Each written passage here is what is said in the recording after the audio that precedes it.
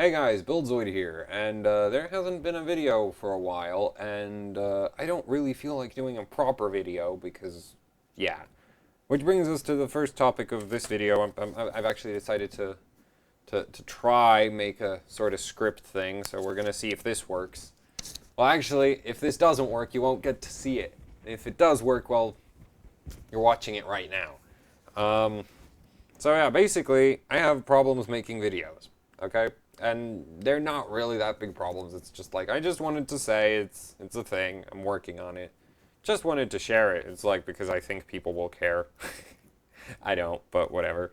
It's my channel.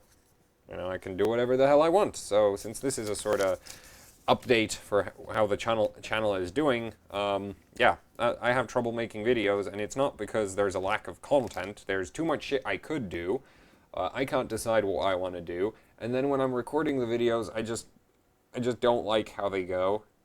Like I record it, and it's just like I don't like it. Like I've spent so much time trying to like perfect the current MOSFET failure video, and it's just getting nowhere. At this point, I think tomorrow I'll probably just sit down instead of there being a live stream because I need to clean the place up. So you can't currently see that this place is a war zone. Well, you probably can see that it's a war zone, but it's worse if I change the camera angle. So that's why there's no live stream tomorrow. Well, actually, technically, that would be today by the time this video uploads.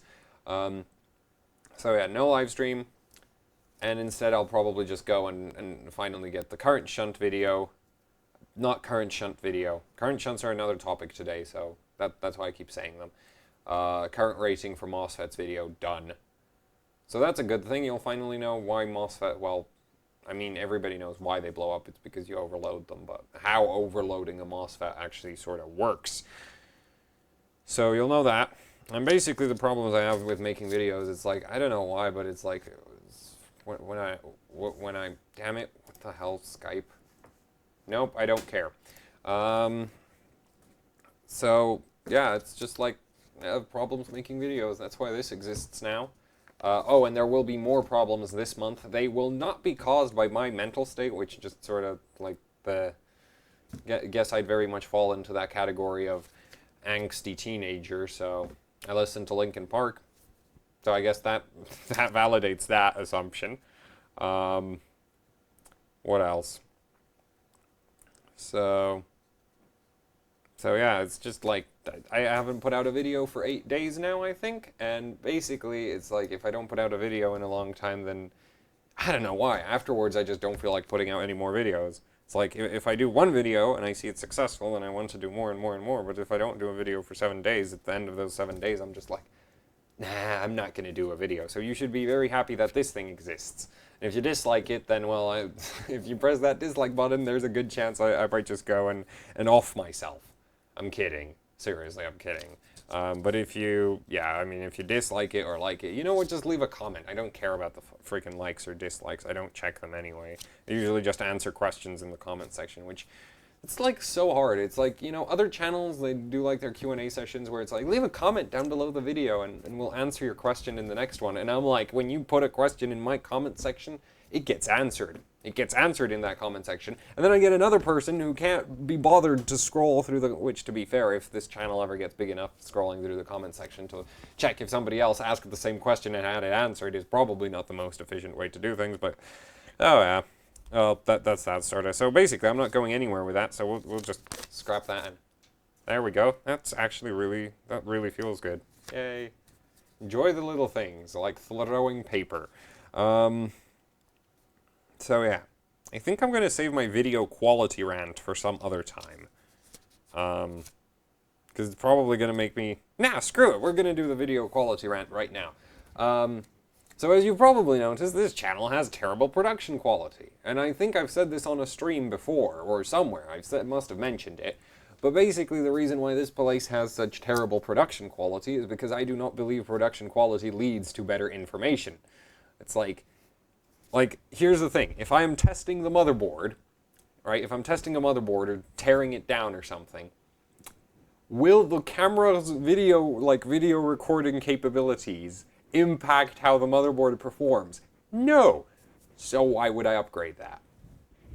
It's like, yeah, nobody's getting me, like, right now, I'm considering what to do with, like, well, first of all, PayPal recently screwed me over. I have to move all of my PayPal money into another account because the account it's currently in is frozen, so I had to unlink the Patreon, and bleh, I hate PayPal.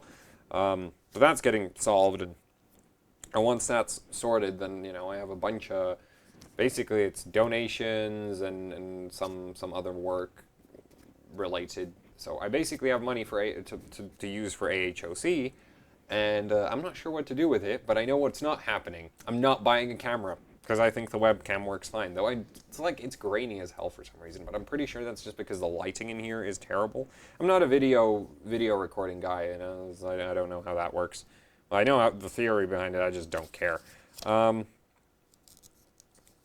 Video quality, yeah, so, yeah, I feel like a lot of channels are like, oh, look, I have great video quality, and then they talk basically fluff. Like, they read the spec sheet for the GPU, at which point I'm like, how are you doing something that's even remotely useful for anybody watching this? It's like, I don't, like, that's why I started AHOC, because I wanted a better, like, overclocking-focused website that does, like, overclocking-focused reviews. And then somehow that turned into this YouTube channel we have right now. Speaking of the website, which is actually hardcore overclocking. Actually, I should probably change the name, because every time I say actually, whatever, screw it, it doesn't matter. Yeah, that would be the actually hardcore overclocking blog, and there's a review coming very, very soon. Basically, that review is currently on hold because the VRM current rating video is not done, and so I'm changing current rating methods, and basically I don't want to, well, actually, if I just publish it right now, it doesn't matter.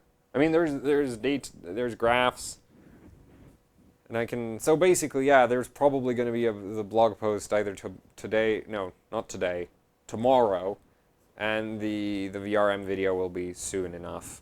I might record it right after I do this, and I might upload it at the same time. Screw it. Might be fun. So yeah, video quality rant thing. I don't know where I was going with that. We're at 7 minutes 35. I don't want to waste your time. So now let's get on to things that actually matter. Damn, that feels good, except for the part where it sticks to my monitor. Get off, damn it. Oh, damn it. There. So in a recent video, I mentioned that somebody sent me a message on Facebook, I do believe. So I do actually check the Facebook messages, and actually the Facebook keeps getting updated more regularly than the YouTube because, well, I just post pictures, and I might start posting just text, like, rants every so often, but it's just like thoughts that I have. Recently, I haven't had many enlightening thoughts, which is why this video sounds so frickin' negative. Anyway, so somebody sent me a message that, they did the Shunt mod with what I'm going to assume was either Cool Laboratory Liquid Pro or Ultra on the shunts, and basically ate the solder and the shunts fell off. It's not good. So the thing is, I've copied the I copied the Shunt mod from somebody else. I copied that Shunt mod from Der Bauer, and he's been using that Shunt mod for ages and ages and ages. And when I was so I think most of you would probably know this, but I recently was at the Hardware Bot World Tour Hardware Bot Overclocking World Tour Championship in Berlin, and basically I got a chance to speak to Der Bauer, and I asked him, do you know why the shunts would fall off? And he's like, Cool Laboratory probably contains, because the thing about Cool Laboratory, the Liquid Pro and the Liquid Ultra, is that there's no public data sheet for what exactly those two are actually made of. Whereas he knows exactly what Conductonaut, which is the Thermal Grizzly liquid metal thermal paste, is made of. And he only uses Conductonaut. He's never had a shunt fall off, and he did it on like 20 plus cards from what he told me. And he basically said, yeah, there's a good chance something in Cool Laboratory Liquid Ultra eats solder. So basically, the advice goes, go buy some Thermal Grizzly liquid metal paste if you want to do the mod. I know that's basically free marketing for them, but I use them for everything anyway, so it's like, you know, it can't get worse. So yeah, moving on. The VRM rating system sort of thing. I don't know if it's a rating system, but basically, you know, the PCB breakdown videos, which are mostly focused on the VRM, because let's be completely honest, I know there's other components on the PCB, but the important, like, do I have a PCB near me that I could grab? No, I don't. Actually, I do, but it's, whatever. It'll be a teaser for some future content. Ugh. Here we go, PCB. This is a GTX 570. So if we look at this, alright, so the interesting thing is all of this section of the card, that's all VRM stuff. That's literally all voltage regulator. There's nothing here except for voltage regulator related componentry. Then, so, you know, it's like a good chunk of the PCB is just VRM. Then here we have a bunch of memory traces, which I can't see because the PCB is several layers thick.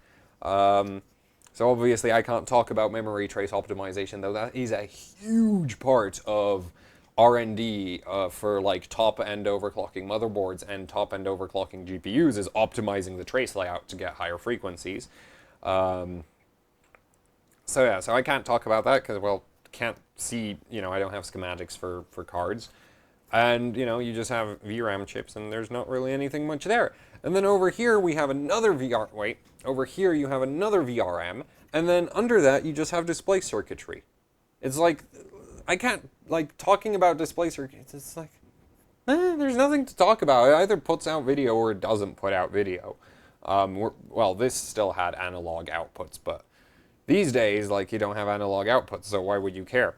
And on the back of the card, right, it's like all of this garbage on the back of the GPU core, that's all capacitors. That's all capacitors. That's literally just ceramic capacitors. Multi-layer ceramic capacitors. That's the entire back of the GPU core.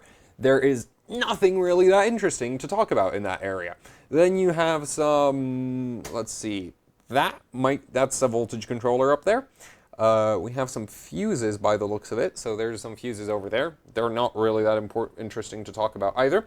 Then you have all of this garbage on the back of the memory chips, and that's more capacitors from the memory chips. So, you know, there's also some resistors there, which I do believe might be zero. Well, I'd have to check them with a multimeter, but they basically don't matter that much either. Then down here you have circuitry to wire up the PCIe to the GPU. That right there might be a BIOS chip. I'm not entirely sure. That's a capacitor for one of the big voltages on the card. I think that might be VCore or something. And this down here, I'm not sure. I'd actually have to check that.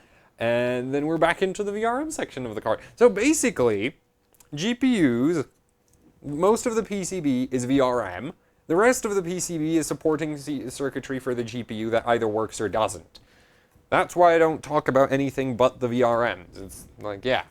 Because the rest of the card literally doesn't, like, it's either going to work or it's not going to work. And there's really not, like, you can't overclock it, you can't push more power through it, you can't really, like, it doesn't affect the user experience, so why would I worry about it? So yeah. So that's sort of why I only cover the VRMs, but since I only cover the VRMs, we should talk about one thing. I am going to be radically changing how I do the VRM breakdowns. Massively. Because I recently read a lovely article while doing research on VRMs called Forget Power Device Current Ratings, Calculate Application Losses. And it's written by an engineer from Alpha and Omega Semiconductor. And it says, like the title tells you everything you need. Forget power device current ratings. Power MOSFETs do fall into that category of power devices. And it says forget their the current ratings. And for all of the PCB breakdowns up until recently, I've been using current ratings.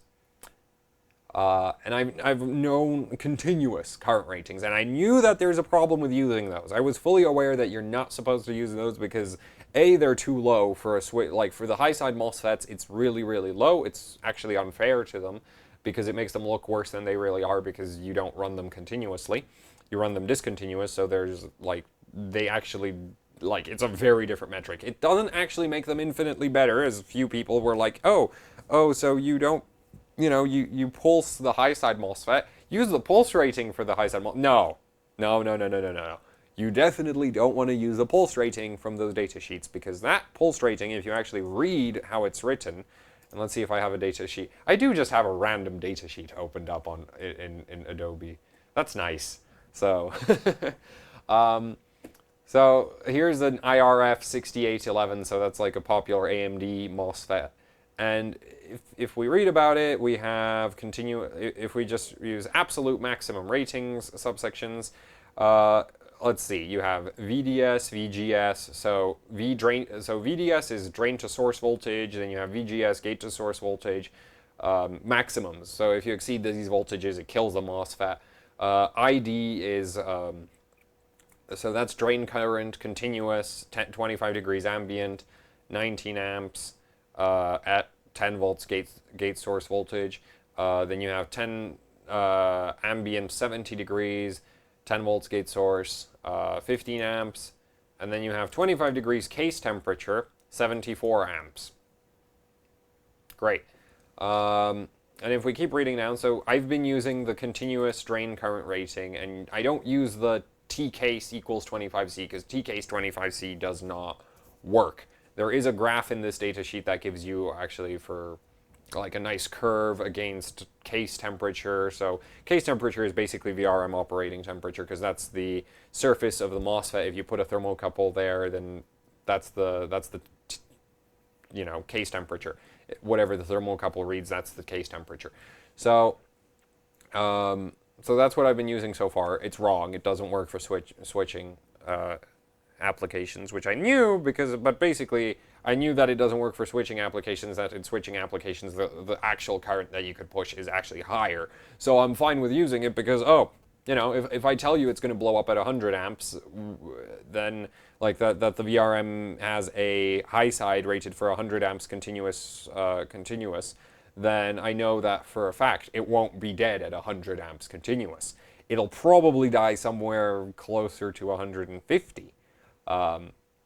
So yeah, and actually no, that's not right. It wouldn't be closer to 150. That actually depends hugely on the rest of the MOSFET spec sheet, and you'd have to do a lot of math to actually figure out where it would die. But generally, if I use the continuous current rating, I'm safe in the assumption that you're not going to blow up your GPU based on what I say in my video, because it's always lower than pulsed. Now, if we keep reading down, so we have continuous drain current, and then we have pulsed drain current. Okay, and I wish this didn't even exist on the datasheet. So if we go read, and it has a little symbol, a little 5. You know what? I could blow up this datasheet for you here, because I do actually have this. So let's go. So if we scroll down, we have this rating right here. A few people have told me to go read that, and if we look, then that's 150 amps. That's insane. But the thing is, you see this little 5 right there? If we read what that says, repetitive rating, pulse width limited by max junction temperature. So that's useless. Also, the other thing is they don't specify, like on other data sheets, they specify that they let the MOSFET cool off to the point where it's back at 25 degrees. VRMs don't cool off. VRMs run at 80. VRMs run, well, not even at 80. They run between like 80 and 110 degrees. And if you have a badly designed VRM cooling system, then they'll often run into the 125. So yeah, basically you expect a VRM to work from 80 to 125 degrees. Above 125 degrees, it starts to be concerning. Below 80, you have to wonder what the hell you're cooling it with. Or if it's, well, it's probably really low power if it's below 80. So it's like, yeah, so pulsed rating doesn't work because it's completely non-functional. And so I'm going to be upgrading my VRM rating methods. So yeah, that's going to be a big video tomorrow. It's going to explain how to properly do current ratings. That's going to go up. And then here's the other thing. Should I go and redo all of the PCB breakdowns I've done up till now? Because I've been checking them. Like I've checked a few of the the MOSFETs, and it basically works out that I'm wrong on how much current the VRM can handle, but I'm not wrong about the VRM being better than another VRM, which is pretty much what I figured would happen if I used continuous current ratings. So, yeah. That's sort of that. This video is getting way too freaking long. So yeah, basically I'm going to revise the PCB breakdown methodology, and in the future they're going to be way more accurate, but up until now it's like, should I redo them? I don't really want to redo them. I feel like, you know what, I guess I should redo them because that would be like the right thing to do. But on the other hand, if you look at it sort of from like the view count, like if we look at it from like a moral perspective, it's like, yes, I should redo all those videos. If we look at it from a business perspective, this place not being a business, then it's a case of that's not cost effective at all. Why would I want to re-release every single one of my VRM videos up until now? That's ridiculous. It's going to take a month. So yeah. That's going to be... Oh, and now I need to also... I just keep realizing how much more content I have to cover on the VRM front.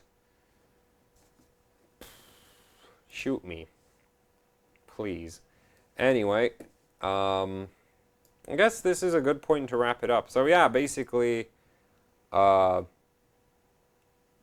PCB breakdown videos are going to get better content quality, not video quality. There's going to be an awesome video coming up tomorrow. What else was there? Oh yeah, video quality will probably never improve on this channel. I don't see a reason why. It just seems like useless fluff. And one last thing, I'm not sure if I mentioned it earlier, but we all know I have the attention span of a goldfish. Well, more like short-term memory of a goldfish. So I'm not sure if I mentioned this earlier, but it's December. That means there's Christmas. That's a thing, which means my family, who are not in the UK, will want to see me, which means I'm going to have to get myself out of the UK and to the... Well, basically, I'm not going to be here. I'm not going to give you the details of my holidays. You're not going to get to stalk me.